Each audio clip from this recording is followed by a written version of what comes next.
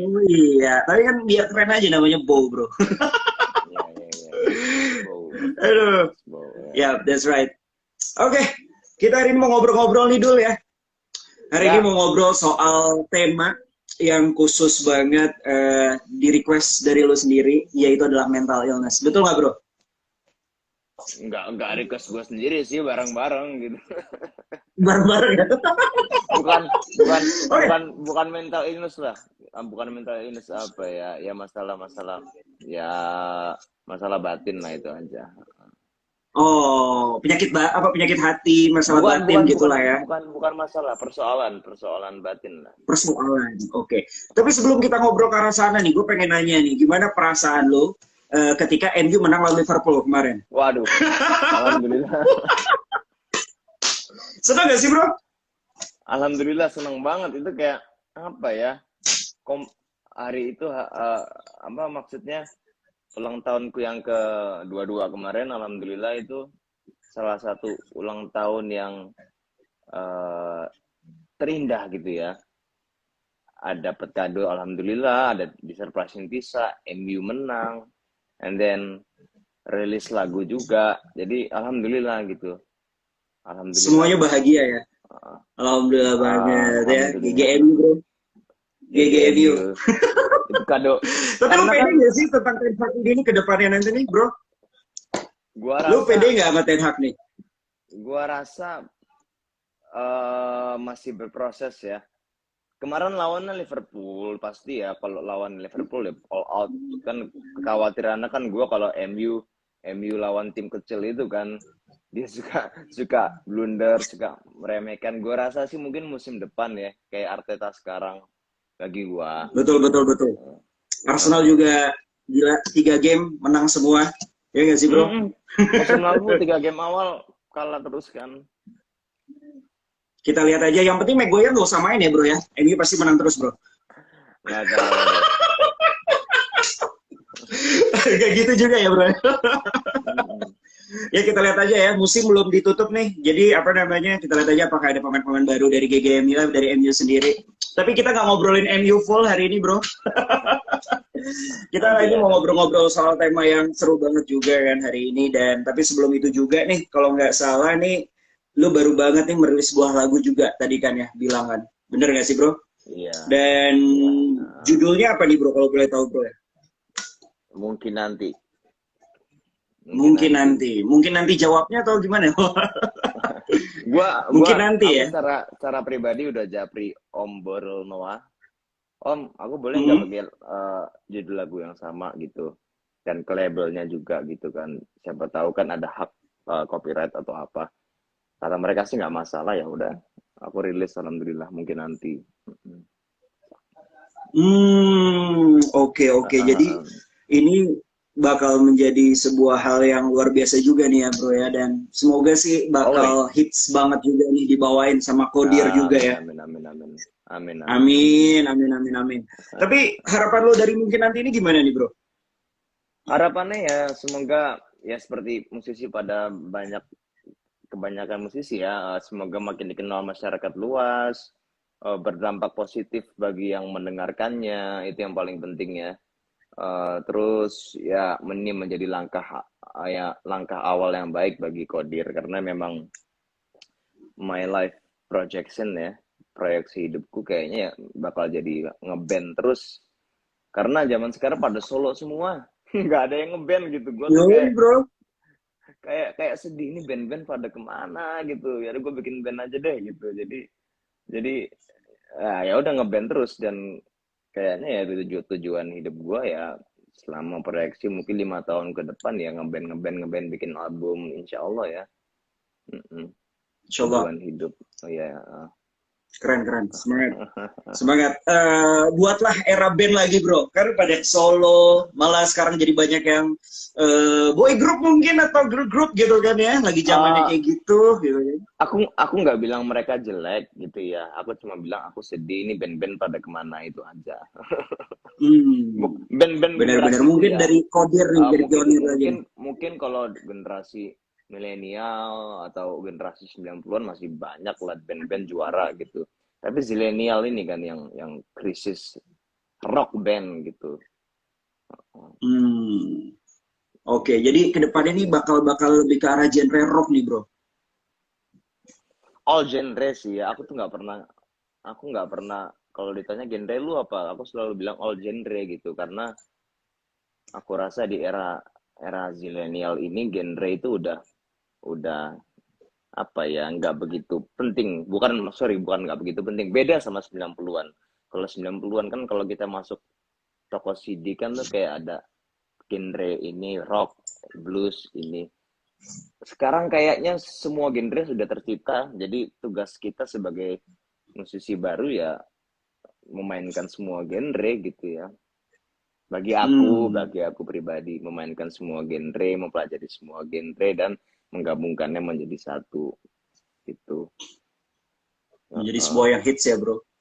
Iya, jadi kalau ya amin lah, ya hits itu kan bonus dari Allah, tapi kalau apa masalah musik ya all genre lah ya, tiba-tiba nanti besok rilis dangdut kayak Ahmad Albar, Zakia gitu, nggak tahu kan. Gitu. Benar. Yang penting apa ya, bermain musiknya pun juga jujur dari hati ya bro ya. Ya nggak sih? Harus. Itu berasa juga ya. Harus. Itu harus. Harus banget ya, sih. Harus lah jujur. Benar. Nggak Tapi hanya sekarang musik lah, hidup harus jujur lah. Tapi kalau sekarang nih kira-kira bro, lu lagi sukanya tuh dengerin musik apa sih kalau boleh tahu, sebelum kita ngobrol-ngobrol lebih panjang lagi ya soal tema kita hari ini nih? Jujur gue lagi suka denger lagu disco. Disco 70-an, 80-an gitu. Back to 70s ya. Lagu siapa bro? Michael Jackson yang album Thriller tuh suka banget. Bee Gees. Terus Lenny Kravitz yang baru tuh ada judul Low. Oke. If you wanna talk to me. Bukan disco sih, tapi lebih ke beat funk, lebih tepatnya funk gitu. Oke, funk biar ya. apa ya, biar lebih semangat aja. Kayaknya kalau alternatif rock atau psychedelic itu kayaknya udah hatam gitu. Kayaknya time to explore new things gitu ya. Dan yang belum dieksplor ya funk gitu. Oke, yang mungkin nanti Kodir akan mencoba gitu kan. Funky Kopral. Udah ada. Kodir udah ada tuh lagu funk. Judulnya Penyihir. Funk rock. Penyihir. Jadi mungkin buat insertizen di rumah nih yang udah denger ataupun belum denger, yuk langsung dengerin lagi lah ya. Tapi bro, sebelum kita mulai ngobrol, langsung aja deh kalau kayak gitu deh. Ini kayaknya udah pada gak sabar juga para insertizen semua di rumah. Pengen denger nih lagu mungkin nanti yang baru rilis kemarin juga nih dari Kodir. Siap nggak nih bro untuk dinyanyikan nih? Oke. Wah, ini pertama loh ini. Ini pertama. Wih, seriusan? Wih, eksklusif banget nih. Berbanggalah kalian para insertizen ya, dan juga fansnya dari Dul nih. Pertama kalinya Dul akan membawakan salah satu rilisan terbarunya yang berjudul Mungkin Nanti. Waduh. Tapi aku biasanya nih kalau di band kan megang bass. Jadi maaf ya kalau di gitar agak salah-salah ya. Siap. Apa sih yang gak enak lah kalau dibawain sama Dul? Kalau gitu langsung aja deh. Kita close for Dul Jalani. Woo!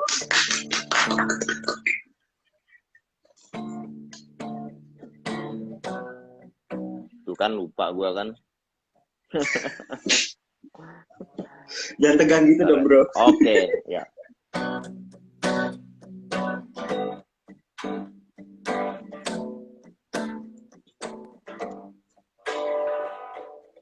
Jatuh air mataku melihatmu,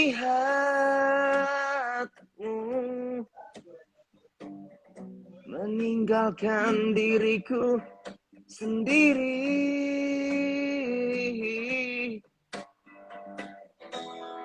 Biarlah mengalir seperti air. Mungkin nanti kau kan tahu siapa aku. Mungkin nanti kau kan tahu aku yang cinta.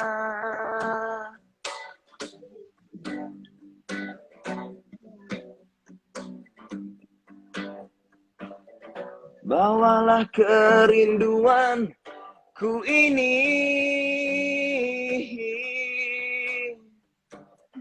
rindu ini semakin membunuhku.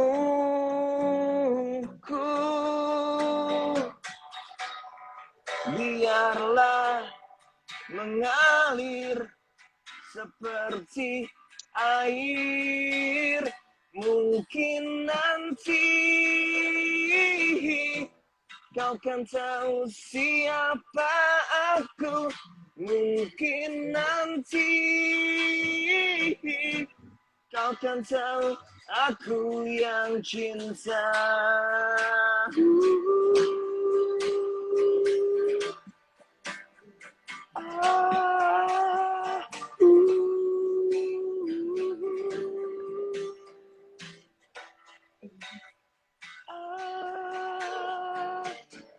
Ku berharap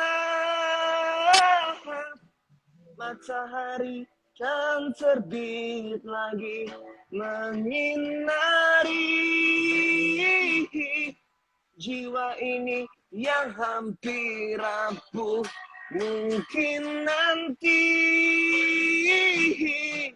kau kan tahu siapa aku.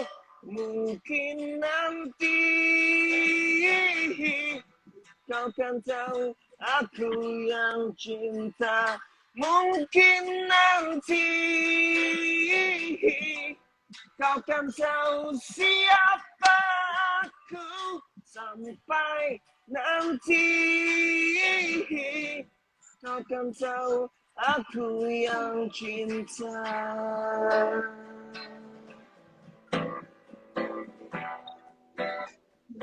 Aku yang cinta.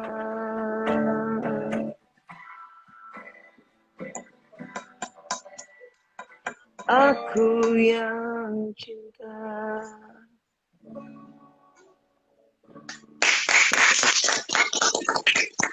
Thank you. Dul, serius Dul, lagunya enak Dul, seriusan gue gak bohong. Mungkin nanti itu catchy banget sih. Gue langsung apa loh, serius gue langsung apa loh. Kalau langsung apa lo baru kali dengerin, sekali dengerin ini serius gue baru sekali dengerin. Itu tandanya lagu bakal itu lagu enak sih. Keren. Tepuk tangan sekali buat Dul. Thank you. Oke, kalau gue mau dengerin lagi nih, mungkin atau Insertizen pengen dengerin lagi, itu udah rilis di mana aja nih bro? Sebenarnya kan albumnya kan udah rilis dari 22 Mei 2022 ya, full album alhamdulillah. 9 lagu. Jadi sudah tersedia dari tanggal 22 Mei itu di semua digital platform. Di YouTube, di Spotify, Joox, Deezer, semuanya. Hanya saja kita memakai sistem 90-an. Jadi full album dulu baru single by single. Karena bagi aku, kalau band tuh beda sama solo. Kalau solo oke lah, single by single. Kalau band itu kan portofolionya kan album gitu kan. Supaya rate-nya naik juga gitu. Yoi. Album gitu. Karena apa ya, gengsi bro, zaman sekarang dengan kemudahan digital banyak banget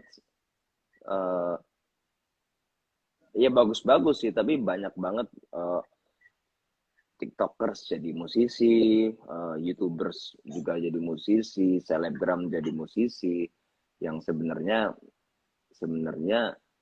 ya mereka bukan di situ keahliannya. Jadi agak gengsi gitu kalau single doang, jadi langsung album aja gitu. Tapi sekali lagi aku nggak bilang mereka jelek, mereka semua bagus. Aku hanya gengsi aja gitu. Jadi langsung full album gitu. Dan berharap standar industri naik gitu ya. Jadi nggak single lagi, tapi standar untuk menjadi musisi adalah rilis album gitu. Setuju. Pokoknya support terus nih buat Insertizen yang di rumah juga untuk album dari Kodir. Betul ya bro ya? Thank you. Langsung dengerin aja mungkin nanti. Oke, itu enak sih, serius. Gue gak bohong, enak. Nanti gue bakal dengerin lagi sampai siaran kelar gue dengerin. Dan mungkin yang belum nonton MV-nya, ada MV-nya bro ya? Udah di YouTube. Oh, di YouTube, langsung aja channelnya ya. Langsung ke channelnya apa bro? Official Kodir. Oh, Official Kodir ya. Langsung aja pada dengerin. Oke. Rizky Nazar sama Kekasih. Tisa Biani. Wis, benar-benar mantap. Tapi kayaknya mereka bukan mungkin nanti lagi ya. Sudah. Sudah. Sudah bukan mungkin nanti tapi sudah halal ya. Oke. Tapi kalau mungkin Amin. nanti ini mungkin nanti ini nih kisahnya tentang apa, Bro? Kalau boleh jelasin dikit nih. Ini sebenarnya eh, kisahku pribadi gitu ya. Jadi waktu itu ada masa di mana ya ya namanya juga kehidupan ya ups and down gitu ya. Hmm. Ketika lagi ups banyak temen yang datang, banyak banyak ya banyak teman lah gitu. Terus ada satu masa di mana aku tuh lagi waktu itu lagi kesulitan ya, lagi kesulitan banget. Dan tiba-tiba teman-teman pada ngilang gitu ya. Terus pada kemana nih? Sebenarnya kalau diresapi dalam-dalam sebenarnya itu lirik bukan buat cewek, itu buat buat para sahabat-sahabat yang pergi, yang pas ninggalin aku waktu aku kesulitan gitu ya. Tapi karena kita harus berkompromi sedikit sama industri, jadi ya dibuat kau kan tahu aku yang cinta aja. Gitu. Oke oke. Kok agak dalam ya tadi artinya ya? Serius dulu, tapi makna dari lagu yang lu buat tadi itu mungkin nanti ini nih relate sih sebenarnya sih sama menurut gue ya kehidupan remaja zaman sekarang sih ya. Terutama mungkin yang di fase-fase anak 90-an mungkin yang dulu ya zaman-zamannya mungkin lagi asik-asiknya nongkrong atau apa, sekarang udah sibuk sendiri atau apa, pada tinggal apa udah pada lupa semua gitu kan. Dan mungkin mungkin nanti ini nih dalam banget juga sih buat gue sih apa yang lu bilang tadi, makna dari Amin. lagunya gue ngerasain juga. Tapi Iya, positifnya, iya. mungkin nanti mereka akan kembali lagi dan itu tandanya membuat kita harus semakin positif thinking dan semakin positif juga untuk melakukan yang terbaik biar mereka balik karena ya udah gitu kan. Mungkin nanti lo akan balik lagi deh. Tapi nanti kita tetap jalan. Life goes on lah bahasanya. Ya, Bro. Ya, Yoi.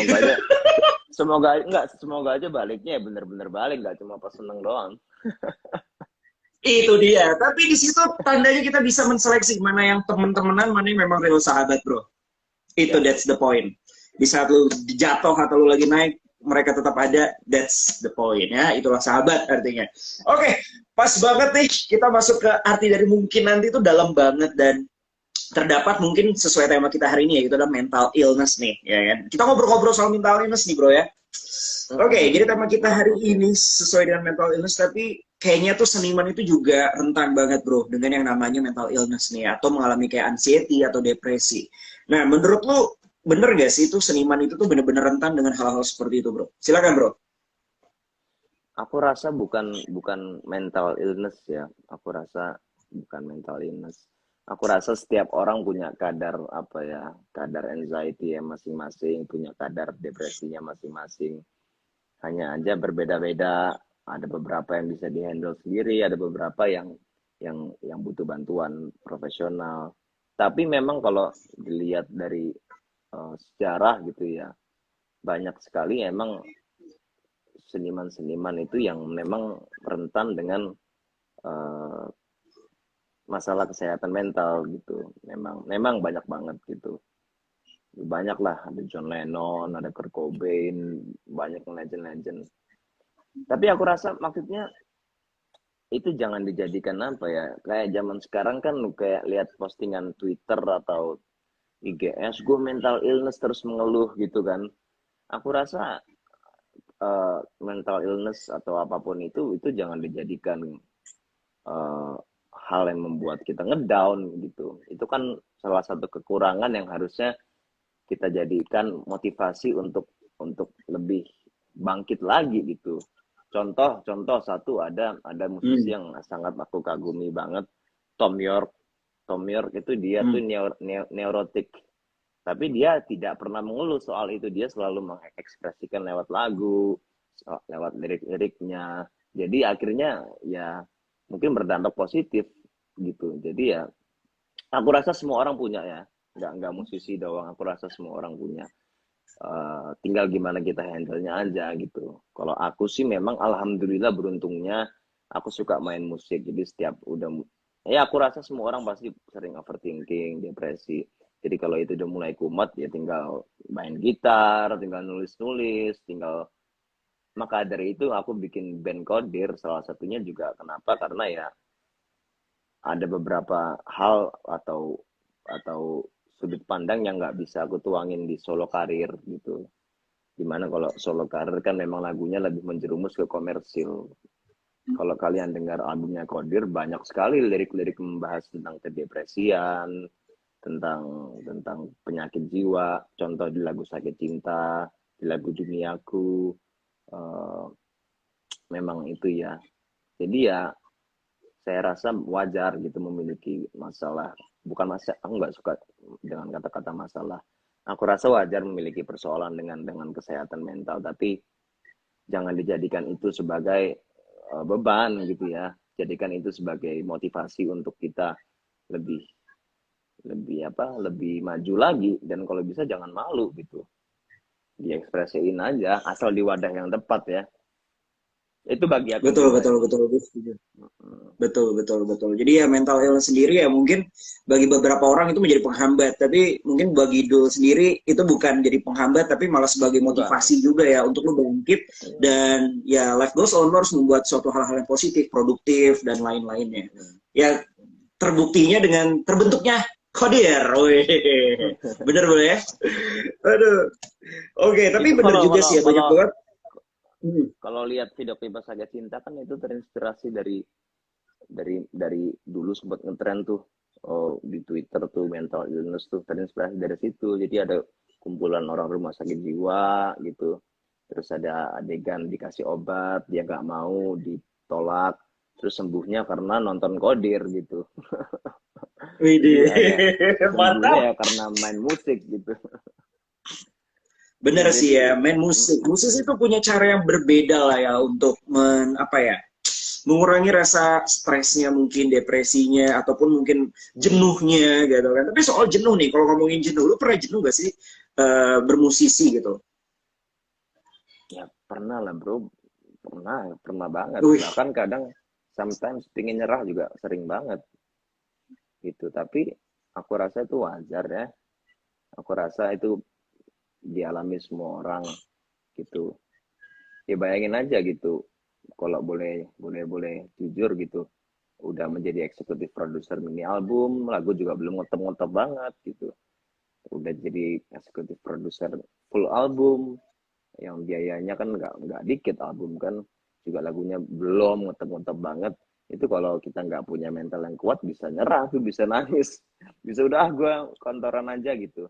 Tapi tapi aku belajar banyak sekali dari banyak orang gitu, bahwa mereka yang berhasil adalah mereka yang pantang menyerah gitu.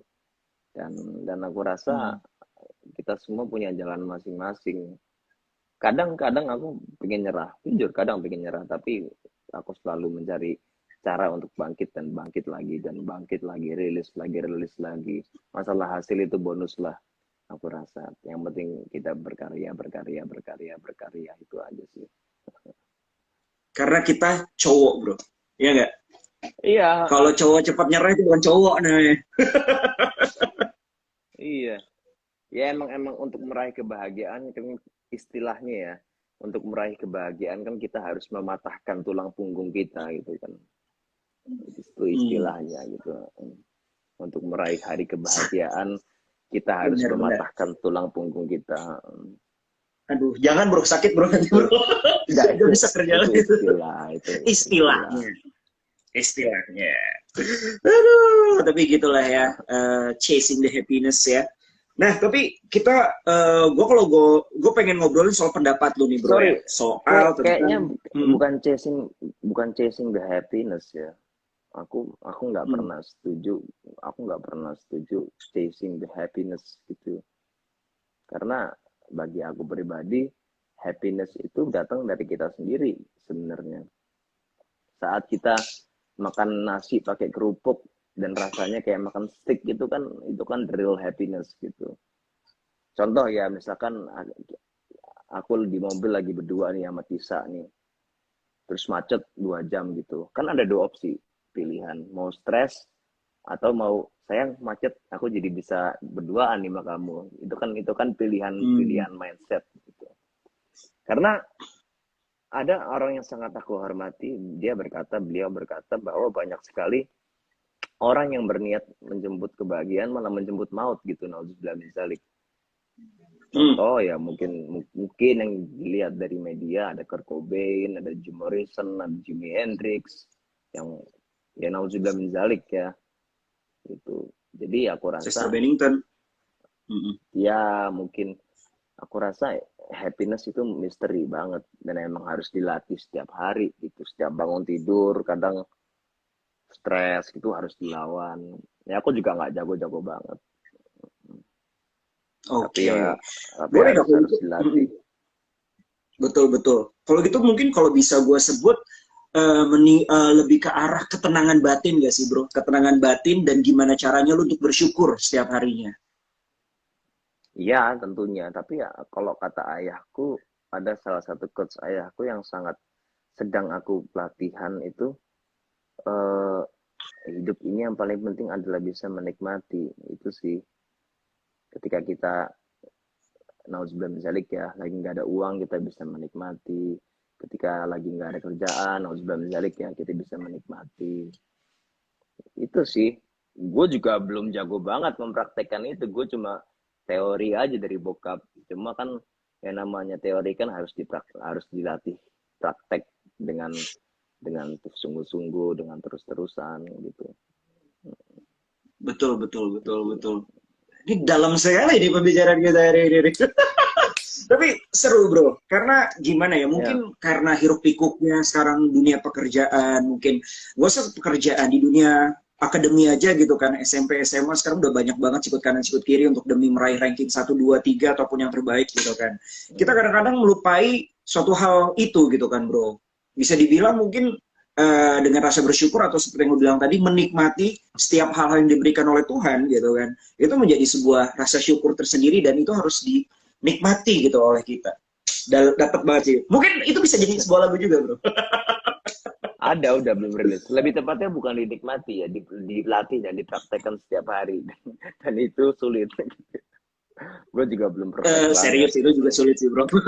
Jadi hanya orang yang hebat ya dan bisa dibilang berkonsisten tinggi itu yang udah Ya aku bisa rasa itu sampai ke perlu tahap perlu itu sih. perlu latihan puluhan tahun aku rasa itu. Kecuali orang-orang pilihan ya. Betul Aku rasa. orang-orang pilihan. Apakah dulu orang pilihan itu pastilah bro. Nggak tahu. Nggak tahu. Sun ya kita nggak tahu juga. Tapi kalau ngomongin soal ini nih ya, lu kan juga terlahir sebagai seorang musisi juga nih, di keluarga musisi juga ya kan.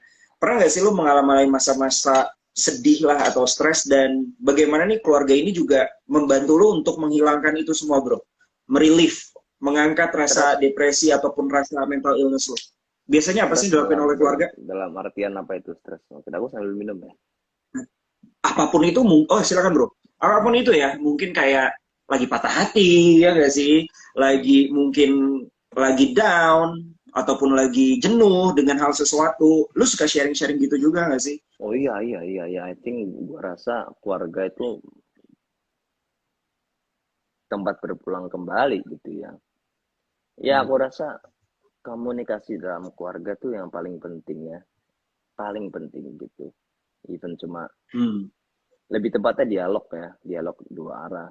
Karena ketika kita patah hati misalkan kayak patah hati Mas bilang tadi ya, salah satu tempat terbaik untuk curhat ya kakak, ya ya nyokap, bokap, ya kalau masalah karir atau masalah musik lagi bingung soal kreativitas tinggal ke ayah.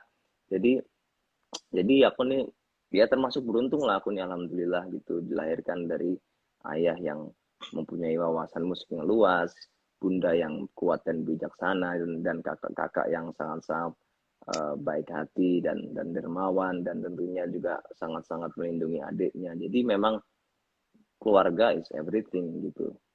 Dan komunikasi keluarga itu sih yang paling penting ya, komunikasi keluarga. Itu that's the point ya. Dulu waktu aku SMA tuh, waktu ujian psikologi, waktu ujian sosiologi kan disuruh buat semacam bukan artikel apa ya, tulisan lah, semacam kayak skripsi tapi bukan skripsi, apa namanya ya, lupa aku namanya gitu, survei Survei, oke. Itu judul surveiku adalah masalah komunikasi dalam keluarga. Widih. Itu sampai sekarang sama gurunya, alhamdulillah disimpan sama gurunya. Jadi ya waktu itu aku survei, kamu ngucapin good night gak kalau mau tidur? Ada yang iya, ada yang enggak. Terus kamu ditanya nggak gimana harimu gitu. Karena aku rasa itu yang paling penting gitu ya. Ketika di rumah sudah sudah kuat, di luarnya pasti kuat gitu. Basicnya kuat, pasti di luarnya kuat gitu. Basic. Dan aku rasa banyak zaman sekarang yang meremehkan basic gitu ya, pengennya yang jauh-jauh gitu, tapi lupa basicnya kan harus kuat dulu. Kayak main musik contohnya, gue juga sering gitu, pengen gaya dulu, pengen gaya, kebanyakan gaya, tapi basicnya belum kuat, jadi ya manggungnya jelek gitu. Itu kan istilah ketika di keluarga basicnya kuat, pasti di mana di rumah basicnya kuat, pasti di mana-mana kuat, insya Allah. Itu aku pribadi. Oke. Kalau pertanyaannya gue balik bro, tadi kan pertanyaannya adalah kalau lu lagi sedang drop lah gitu kan, apa yang dilakukan keluarga. Nah pertanyaannya kalau jika ada anggota keluarga yang lagi drop atau apa, biasanya lu ngapain sih bro? Apa yang lu lakuin kepada mereka? Apakah menjadi teman curhat yang baik gitu kan, menjadi tempat mendengarkan, atau lu tipe orang yang act of service gitu kan, langsung do something yang ngebuat mereka cheer up lagi atau apa? Biasanya kayak gimana bro? Ya seberusaha mungkin kita hadir gitu, meskipun nggak sering-sering banget gitu, tapi sebisa mungkin kita hadir dan giving something gitu, giving something. Dan memberi itu kan sebenarnya nggak harus pakai uang atau barang. Memberi itu kan bisa dengan senyuman, bisa dengan tenaga, bisa dengan pikiran, bisa dengan waktu. Memberi itu kan banyak. Jadi ya ketika saudara lagi ada masalah ini, ya pasti kita sebagai keluarga mempunyai kewajiban untuk memberi gitu ya, memberi dengan apapun itu, dengan kehadiran, dengan barang, dengan mungkin dengan uang, mungkin dengan pikiran, mungkin dengan obrolan, ya memberi lah. Kalau bagi aku hidup ini kan soal memberi gitu, latihan untuk memberi dan memberi gitu. bagi aku Jadi bukan take and give tapi give ya bro ya. itu aku ya kalau take and give mungkin bisnis ya, tapi kalau in life is give and give. Terutama kepada keluarga dan orang yang tersayangi ya bro ya. Bener gak sih? Give, jangan pernah mengharapkan take. give aja. Iya, kadang di bisnis juga gue give and give gitu, nggak pernah take and give. Kadang dimanfaatin juga, ya udahlah gitu, rezeki nggak pernah salah alamat gitu. Tapi itulah manusia bro. Apalagi di zaman sekarang dengan dunia digital banyak orang oportunis, tapi ya that's life gitu, seru juga gitu. Kadang kita harus beradaptasi dengan manusia-manusia seperti itu gitu.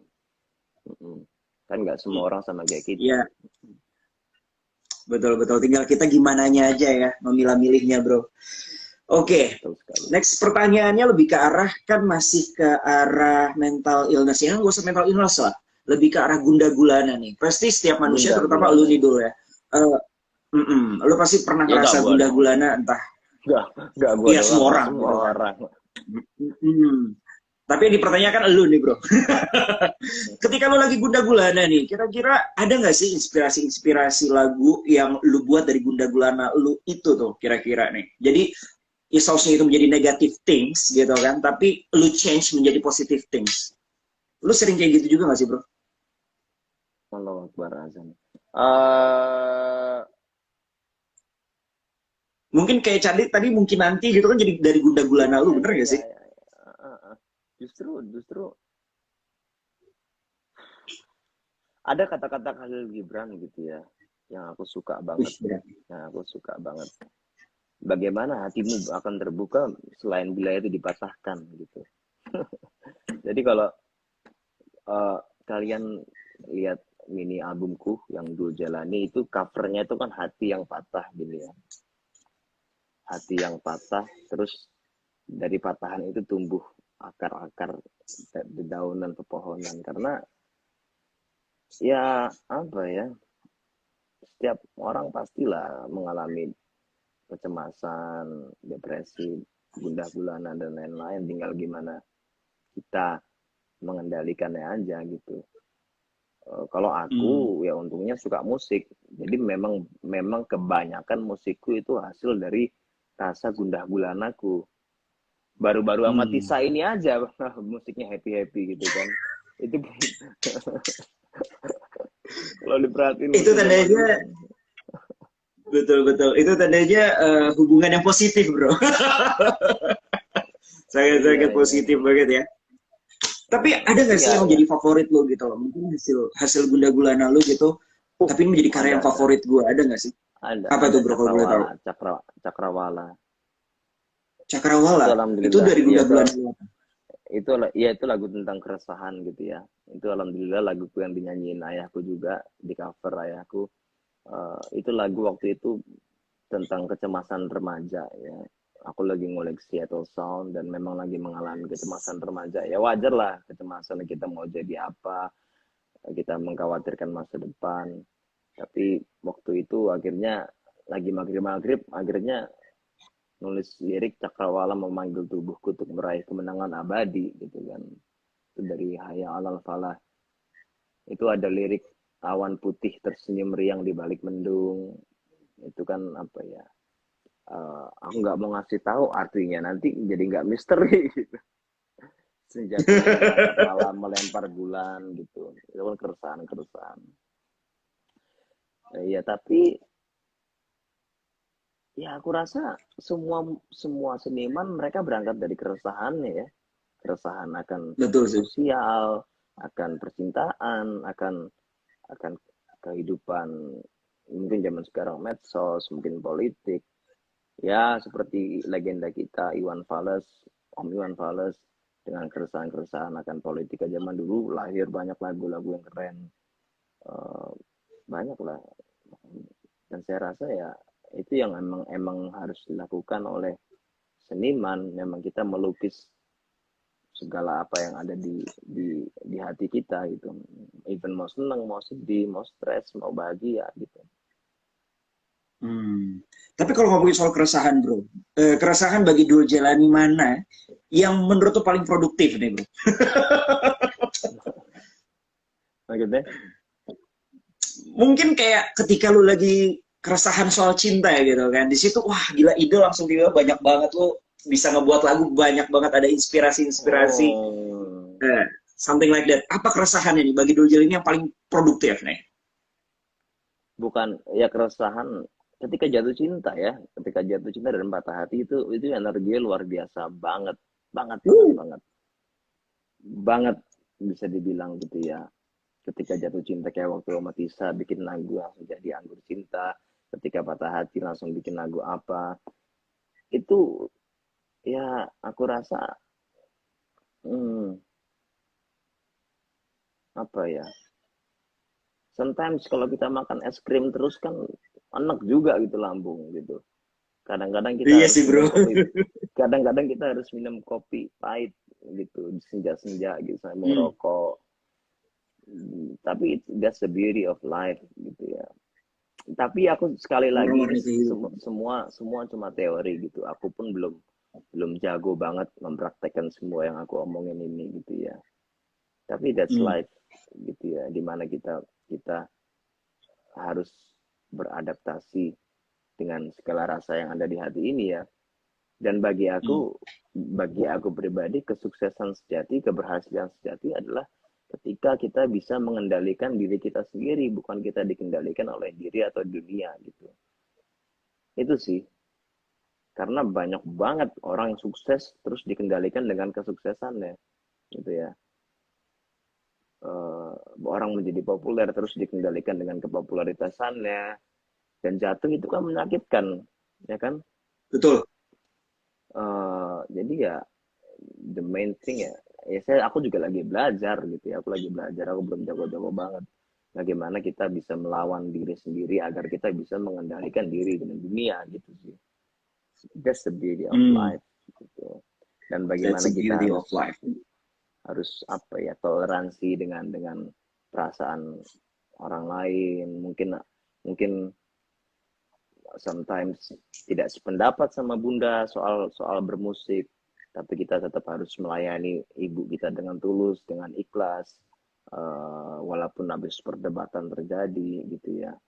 Ya itu ya sama teman misalkan, sama teman band kita debat berantem gede gitu, tapi ya kita harus saling sama-sama menghargai pemikiran masing-masing, agar kita bisa mengendalikan dunia ini bareng-bareng gitu. Yes. Mantap. Iya, tapi sekali lagi ini semua teori ya, gue belum jago-jago banget mempraktekkan ini gitu. It's okay bro, karena ini kan kita bertanya pendapat soal ini dari Dul Jelani, asik. Tapi Dul, gue pengen nanya juga Dul, ngomongin soal yang indah-indah atau yang positif-positif. Ini kan kayaknya kita ngelihat nih netizen juga ataupun insertizen kedekatan yang luar biasa nih antara Dul dan juga Tisa, asik. Ya. Kira-kira Tisa ini ngebuat apa ya? Membuat hal yang lebih apa sih? Lebih positif nggak sih buat hidup lu? Terutama mungkin buat diri lu ketika bermusik gitu loh. Memberikan inspirasi nggak yang lebih wow gitu? Bisa Apa tuh bro? Ya, bisa dibilang. Kalau nggak ada Tisa nggak ada Kodir kali. Bener. Bro, maksudnya cewek zaman sekarang di Jakarta di entertain apalagi itu sekali makan bisa kali ongkosnya 3 juta ya kan, terus kita mau berkarya, kamu lebih pentingin musik daripada aku gitu. Itu kan banyak banget. Tapi kalau Tisa ini kan banyak banget, apalagi sorry ya di Jaksel, sorry ya Jaksel woman. tapi Tisa ini nggak semua Jaksel ya, nggak semua Jaksel, rata-rata hampir semua. Tapi Tisa ini dari dulu dia sangat-sangat mendukung mimpiku yang kadang-kadang nggak realistis gitu ya. Ya kayak gini lah, aku bikin band di era solo kan agak nggak realistis gitu. Tapi dia tetap support. Menentang arus ya, menentang arus banget. Ya lawan arus. Menentang arus. Ya. Dan ingat hanya ikan mati dan sampah yang mengikuti arus gitu ya. Bagi aku menemukan wanita yang bisa support kita untuk melawan arus itu adalah sebuah hal yang patut disyukuri banget ya. Apalagi Tisa mensupport dengan tulus. Dan apalagi musik-musik Kodir kan musik-musik yang rock, yang grunge. Album pertama ya psychedelic, yang benar-benar sangat-sangat gak realistis gitu. Idealis kan, bukan realis gitu. Tapi dia tetap support, dia tetap, aku percaya kamu bisa. Mungkin kalau nggak ada Tisa nggak ada Kodir sekali lagi gitu. Mungkin kalau nggak ada Tisa, mungkin kalau gue jadi nama yang lain dulu uang gue udah habis buat pacaran. Tapi itulah ya, kadang pasangan itu tuh disebut rezeki juga bro, benar nggak sih? Mungkin itu rezeki dari Tuhan dan betul. Dan semoga ya doa kita nih para insertizen dan juga para netizen awet-awet dan teruslah dan cepet-cepet jadi halal bro. Gua rasa bukan pasangan doang ya. Siapa yang di samping lo itu menentukan rezeki lo gitu kan. Siapa yang di samping gitu ya, siapapun itu. Misalkan gue di samping John Lennon kan gue jadi ikutan keren gitu. Yoi. Kan? Gitu aja itu sih analoginya gitu. Setuju sih. Walaupun kita nggak tahu tuh yang di samping kita mau deket-deketin kita apa mau pansos doang, rata-rata gitu kan bro. Iya. Realita. Datang 5 menit post instastory balik. Yoi. Kalau kita lagi jatuh, ya udah ditinggalin. Balik lagi ya kan ke topik kita yang awal. Iya. Sekali lagi, that's the beauty of life ya. Dimana kita nggak begitu terikat sama dunia, kita nggak begitu baper sama kelakuan orang-orang. Gimana caranya kita menemukan kedamaian batin sendiri gitu ya. Bahwa orang mau kayak gitu ya udahlah gitu, orang mau kayak gitu ya udah gitu. Iya, that's the beauty of life gitu. That's a beauty of life. That's right. Dan perlu latihan panjang. Gue juga belum jago-jago banget. Oke, Dul. Sekarang kita masuk ke sesi tanya jawab sebenarnya. Tapi ini yang bertanya bukan gue. Dalam arti ini adalah pertanyaan yang udah dikumpulkan sama tim Insert juga dari para netizen dan insertizen yang udah gabung di live kita kali ini, bro. Ya, jadi dari tadi kan banyak yang komen nih, bro ya. Jadi banyak banget yang bertanya juga. Jadi ini pertanyaan dari netizen. Langsung aja ya bro ya. Yang pertama nih dari akun Instagram Dening namanya ya. Katanya dia berkomen, keren nih lagunya Dul, video klipnya juga bagus katanya. Setuju? Thank you apresiasinya, thank you. Oke, ini juga nih dari Start Fab Pro Channel, dia bilang, Kodir siap buat nyaingin Dewa nih. Wih deh. Gimana menurut pendapat lo nih? Aku tuh nggak pernah berniat menyaingi siapapun loh, bener deh. Dan aku nggak pernah berniat, mungkin dulu iya gitu, ingin membuktikan, ingin gua bisa main musik sendiri, tapi capek gitu ya. Akhirnya aku menemukan teori bahwa mencoba untuk membuktikan sesuatu itu melelahkan gitu ya. Hanya orang-orang aktual yang nggak perlu aktualisasi diri gitu ya. Dan maksudku adalah kehebatan atau talenta itu kan laksana pemberian Tuhan, rezeki gitu ya, rezeki gitu. Betul. Jadi ya nggak usah dikhawatirkan, nggak usah dicoba buktikan, nggak usah dipamer-pamerkan, apalagi kecuali di wadah yang tepat gitu.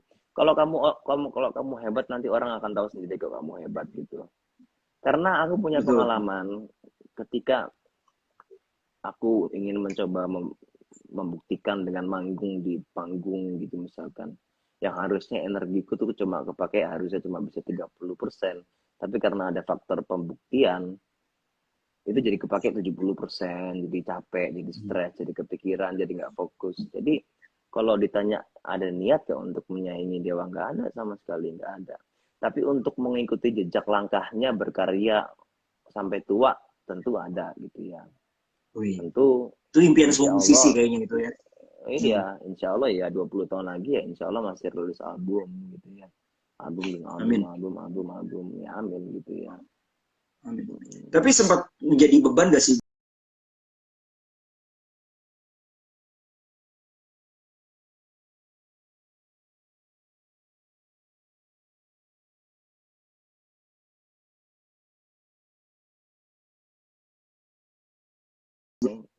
Gue bangga malah, gue dibandingin sama Dewa, keren juga gue ya gitu. Sebenarnya sih bukan dibanding-bandingin ya. Sebenarnya bukan dibanding-bandingin, tapi kalau untuk khusus Dul ya, itu disama-samain. Sebenarnya mirip banget. Kayak bokap. Mirip banget sih, bro. Lu kayak versi mudanya bokap ya sih, bro. Tapi keren. Iya, apa ya itu ya namanya juga pendengar musik, penikmat musik seperti aku. Kadang-kadang dengar anaknya John Lennon tuh, Sean Lennon, mirip banget ya sama bokapnya suaranya gitu. Tapi ya ada pendengar yang bijak, ada pendengar yang tidak bijak. Ada kalau pendengar yang tidak bijak yang bisa cuma mengkritik tanpa ngasih solusi. Kalau yang bijak mungkin mengkritik tapi ngasih solusi gitu. Dan aku senang dikritik asal dikasih solusi. Ada Mas Adit Sur, thank you ya, sukses buat single barunya gitu. Jadi kalau ditanya beban enggak lah, malah merasa keren. Siapa lagi selain gue yang bisa sama-samain sama Dewa? Betul. Soalnya itu menjadi sebuah apa ya? Ya cuma lu doang yang bisa, bro. Cuma lu doang yang bisa, bro. Siapa lagi ya? Cuma lu doang yang bisa. Iya. Betul banget. Alhamdulillah. Oke, kita masuk ke next question nih, bro. Dari akun Instagram AGT Dwin Dananda. Oke ya, dia nanya nih, Dul, tanya dong, pernah ditolak gak sih? Maksudnya ditolak cewek atau nolak cewek? Please banget jawab. Jadi dia pernah nanya gitu ya, intinya the pointnya kayak lu pernah ditolak atau nolak cewek? Dua-duanya. Gimana, bro? Pernah gak? Sorry hati saya sebelumnya, ini aku harus jawab. Ditolak pernah sekali. Menolak juga pernah sekali. Tapi bagi aku itulah indahnya ditolak dan menolak gitu ya. Lagu-lagu kan berasal dari situ, lagu-lagu cintaku berasal dari ditolak perempuan, berasal dari menolak perempuan. Dan itu kan gabungan gitu kan. kalau kita nggak pernah ditolak, kapan kita kuat gitu ya. Contoh Betul banget. contoh kayak mungkin nggak ada yang tahu kalau dulu aku ngirim demo ke label ditolak semua label. Mm-mm. Kalau aku diterima mungkin sekarang alhamdulillah nggak bikin label sendiri gitu. Mungkin itu hikmahnya agar aku bikin label sendiri gitu. Dan akhirnya menjadi orang yang kuat dan paham soal mekanisme industri musik gitu. Dan juga Hmm. kalau kita ditolak oleh cinta gitu, ya hidup kan nggak selalu terima gitu kan. Ya haruslah, justru kumpulan ditolak dan menolak itulah yang menjadi sebuah kesatuan yang menjadi indah gitu. Asik. Menjadi Dan rangkaian yang indah gitu. Kayak film lah kan, ada sedihnya, ada senangnya gitu. Aku rasa itu. luar biasa. Dan pertanyaannya gue ganti kalau gitu. Lebih memilih menolak atau ditolak, bro? Kalau Ya disuruh memilih, menolak lah, mendingan gua ditolak atau menolak. menolak? Ya menolak lah. Menolak dong. Ditolak lebih sakit, bro ya. Kira kita udah berharap mungkin kan. Paling Tapi sakitnya sebulan udah gitu. Iya juga sih. Tapi lama juga bro sakitnya sebulan. Kalau itu PDKT-nya udah lama, lebih sakit kali ya. Oke, masuk ke pertanyaan selanjutnya nih kita dari Salsa Bisa ya. Oke, dari akun Instagram Ya. tersebut. Dia bertanya nih, Dul, Tisa kan sering disebut mirip Mama Mulan. Kamu setuju nggak? Akhir-akhir ini setuju, nggak tahu kenapa. Akhir-akhir ini ya, dulu nggak ngeh gitu. Ngehnya karena ya, oh dia cantik, baik hati, dan yang bikin aku falling in love ya personality-nya ya, selain kecantikannya. Tapi begitu banyak orang yang bilang mirip, ada satu foto dia di Makassar lagi nonton Kodir dari samping, mirip banget ya gitu. Akhirnya mungkin karena omongan orang itu jadi tersugesti, ada mirip-miripnya dikit ya. Sekarang dulu sih nggak pernah mikir gitu. Oke, mantap. Kita masuk ke next question-nya. Nah, kita dari akun Instagram apa nih ya? Haslino, dia bilang, Dul, adenya yang cewek ikhlasin aja dong jadi ARMY. Oh, itu ARMY, ya, adik kamu. Oh, sekarang udah enggak, alhamdulillah. Sekarang udah enggak. Sampai udah enggak. Alhamdulillah. Kenapa? Ya bagus dong, berarti dia tahu selera musik yang lebih kaya gitu ya. Aku nggak bilang BTS itu jelek, aku nggak pernah bilang BTS itu jelek gitu. Nggak pernah bilang BTS itu jelek. Mereka bagus dengan Korean in fashion, dengan segala strategi bisnisnya. Nggak gampang loh nyanyi sambil joget-joget gitu, nggak gampang banget. Aku pernah nyobain satu lagu nyanyi joget-joget di lagu Emang Gue Pikirin itu aja langsung ngos-ngosan gitu. Tapi kalau kamu masuk kuliah musik, BTS tuh nggak dibahas gitu. Yang dibahas tuh The Beatles, yang dibahas tuh The Beatles, Queen, Pink Floyd, Mozart gitu. Mungkin belum gitu. Dan akhirnya kemarin Safia bilang, Kak Dul, aku sekarang udah nggak suka Jungkook, aku sukanya John Lennon. Alhamdulillah. Gua kira tadi kan bilangnya, gua kira tadi Kak Dul, aku nggak suka lagi sama Jungkook, sukanya diri gitu kan, enggak beda ya.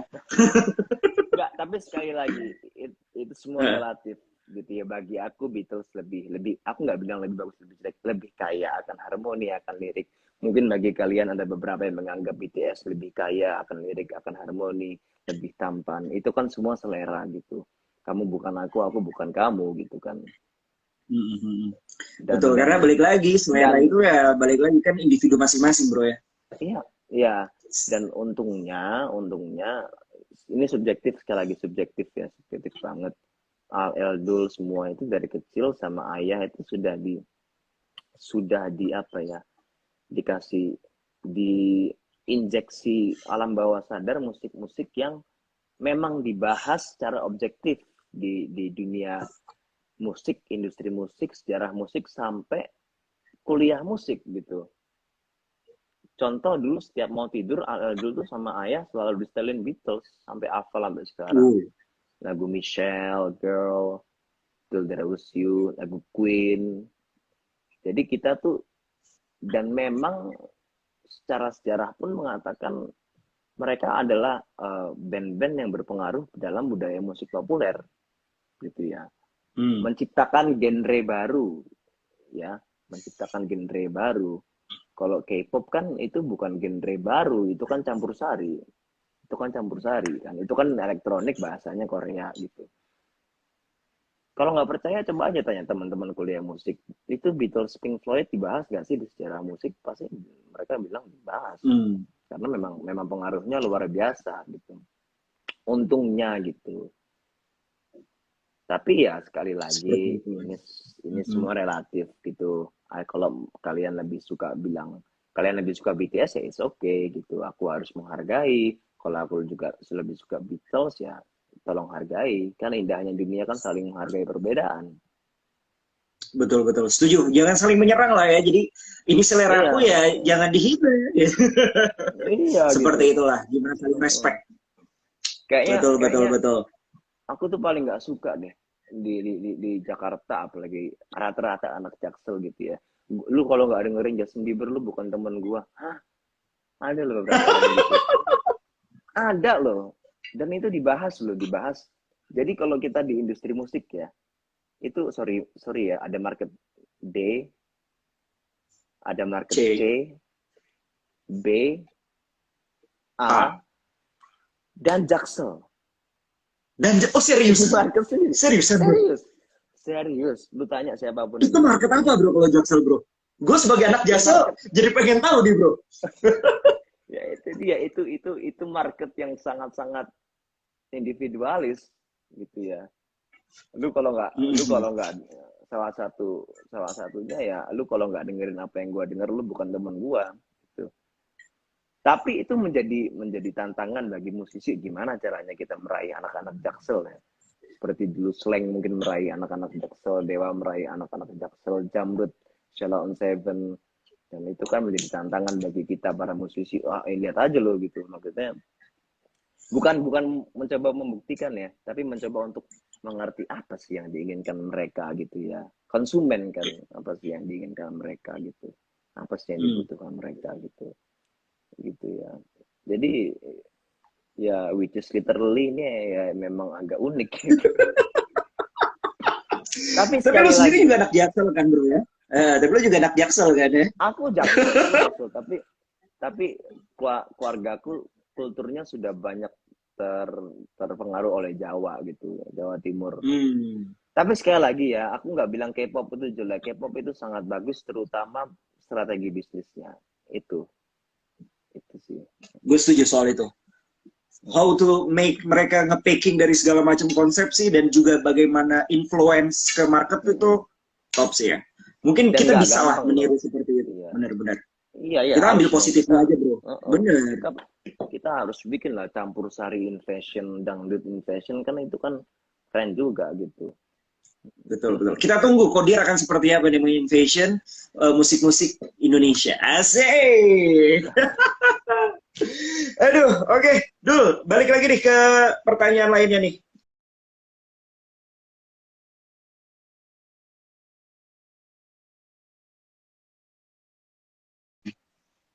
Ada rencana. Aku udah sama, jadi apa ya namanya tuh kalau penuh, jadi aku yang nulis penyunting ya. Jadi aku nulis penyunting, kalimatnya dibenerin tuh namanya apa sih, lupa. Editor bro. Editor ya, Editor Dalmora. Itu udah jadi sekitar hampir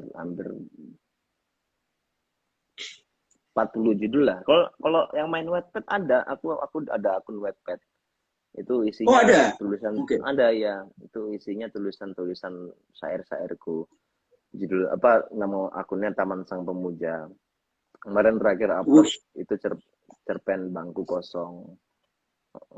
Contoh salah satu syairnya, ada bangku kosong di sampingku dan kuharap kamu duduk di situ.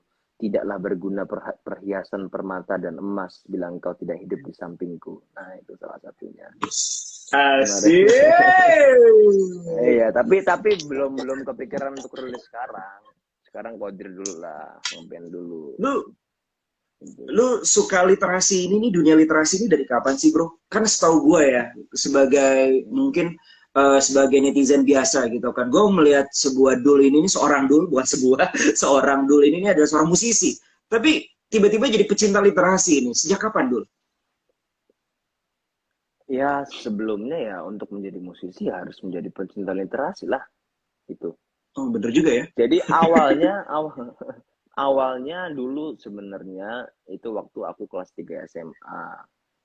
Waktu aku kelas 3 SMA itu dulu ada diskusi keluarga. Dulu mau kuliah apa enggak gitu kan. Biasa semua orang pasti ngalamin kan.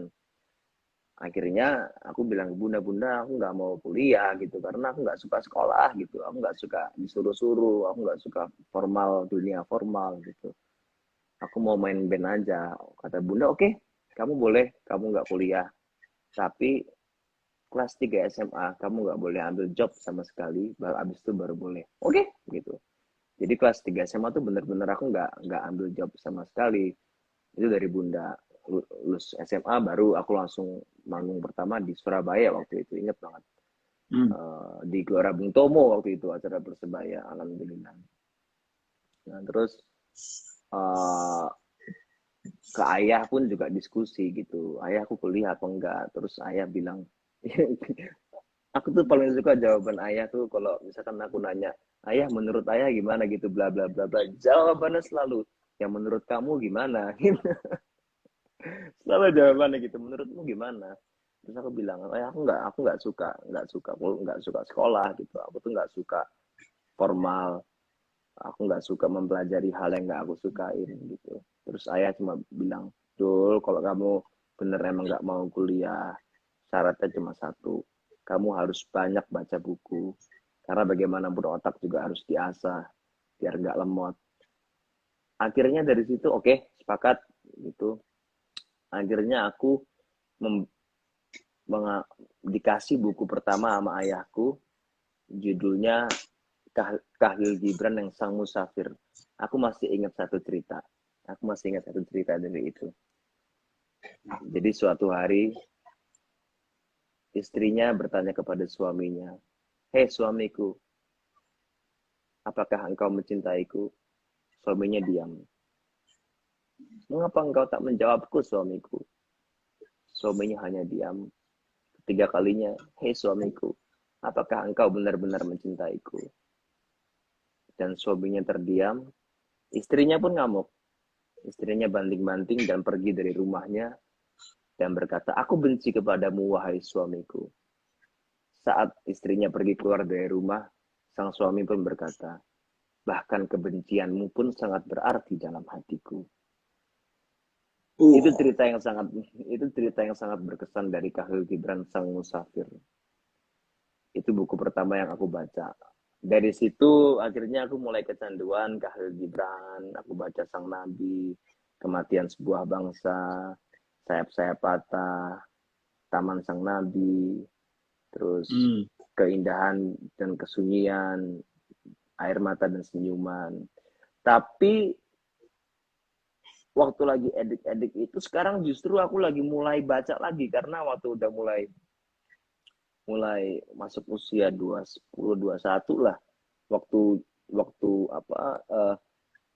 dunia Instagram ini menjadi industri ya, Hmm. dunia digital ini, medsos menjadi industri, sempat kecanduan medsos gitu, jadi jarang baca buku. Hmm. Dan di situ akhirnya bisa dilihat lirikku jadi biasa-biasa aja gitu. Ku ingin kau tahu, aku cinta kamu selamanya, aku ingin kamu, kamu dan aku untuk selamanya. Jadi biasa aja gitu. Tapi dari situ menjadi motivasi bahwa kayaknya gue harus banyak baca lagi deh. Minimal sehari 30 menit lah. Akhirnya ya sekarang baru mulai baca lagi gitu. Karena Dan itu penting banget. berasa ya. Hmm. Berasa Dan itu banget. berasa Karena banget. waktu dulu aku rajin baca, nggak tahu ya aku GR atau enggak. Aku merasa cara berpikirku lebih sistematis, cara berbicaraku tuh lebih dengan bahasa Indonesia yang baku, lebih tersusun, lebih ada dinamiknya. untuk di panggung pun juga untuk menggiring penonton lebih teratur. Semenjak jarang baca jadi kacau, bener deh, kerasa banget gitu. Jadi mesti memang, dan itu kan ya mesti dilawan rasa malas untuk baca buku, apalagi dengan dunia TikTok, Instagram sekarang. Jujur aku kecanduan gadget, tapi ya Betul, lagi betul. mencoba. Salah satu harapanku di usia 22 ini adalah untuk kembali rajin baca buku. Itu sih. Oke. Penulis favorit lu siapa, bro? Kalau boleh tahu. Khalil Gibran. Yang favorit tetap ya Khalil Khalil Gibran ya. Gibran. Tapi Oke. ternyata waktu habis baca Khalil Gibran kan dikasih sama ayah juga tuh bukunya Jalaluddin Rumi. Itu jadi kayak pesulap ketahuan triknya gitu. Jadi kayak beliau tuh ternyata banyak nyomot dari sufi-sufi zaman dulu. Itu ibarat kita dengar Nirvana, terus kita terkagum-kagum, terus dengerin The Pixies. Itu jadi Kurt Cobain ternyata dari sini semua ya gitu. Tapi tetap karena yang paling berkesan itu Khalil Gibran, jadi Khalil Gibran gitu. Banyak sekali lirik laguku dari Khalil Gibran. Tapi bro, kalau ngomongin soal puisi juga, lu kan udah sering baca juga nih dan udah lagi nulis-nulis nih ya. Ada gak sih puisi mungkin yang lu tujukan untuk Tisa nih bro? Asik. Ada banyak. Banyak, waduh. Satu dong. Yang paling lu ingat dan paling berkesan buat lo mungkin. Kan ku kiprahkan syair-syair hatiku sebagai jejak bendera kerinduanku kepada yang terkasih, Tisa Biani Az-Zahra.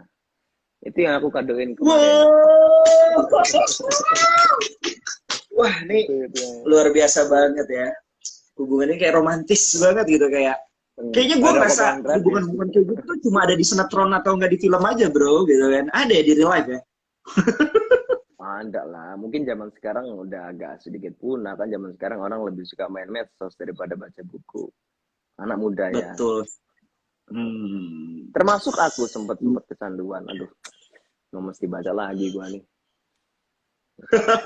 Dan sekarang udah tobat lah ya, agak better lah, bisa mengimbangi. Oke Dul, ini terakhir nih ya dari akun Instagram Wina Susilawati. Dia bilang, Kak Dul nih cara berpikirnya nih positif banget. Jarang banget orang kayak Kak Dul nih. Sukses terus buat Kak Dul. Thank you. Yang terbaik. Thank you. Wih, mantap. Iya. Thank you. Mencoba bro, untuk gak berasa nih, udah 1 jam juga ya. Iya, thank you. Asik juga loh ngobrol sama Dul ya. Kayak gue gak merasa kayak ngobrol sama anak muda kalau kayak gini. Gue ngerasa kayak ngobrol sama mungkin orang-orang yang udah mature gitu kan, yang udah banyak mengalami asam manisnya dunia gitu. Tapi I like that gitu. Kadang-kadang gue juga baca komen-komen netizen, dulu sok tua, bukannya sok tua, gue nongkrongnya emang sama om gitu. Terus gue kadang serius. Aduh. Gue kadang mencoba. Tapi sebelum itu juga nih, happy birthday juga nih buat lo bro. Ya kan? Lo punya wish apa nih kira-kira buat diri lo sendiri di umur lo yang baru ini sekarang? Aduh, aku pengen jadi lebih baik aja deh.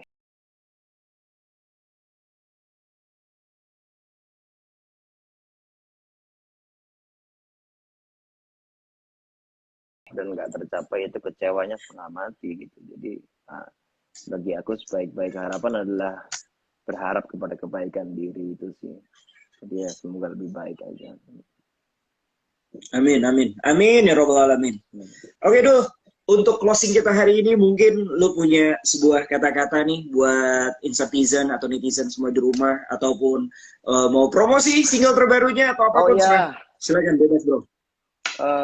Dengan segala kerendahan hati, jangan lupa dengerin single kedua dari Kodir dari album 1000 Bulan yang berisi 9 lagu. Semuanya udah ada di digital platform. Dan aku mendoakan untuk 119 orang di sini yang nonton.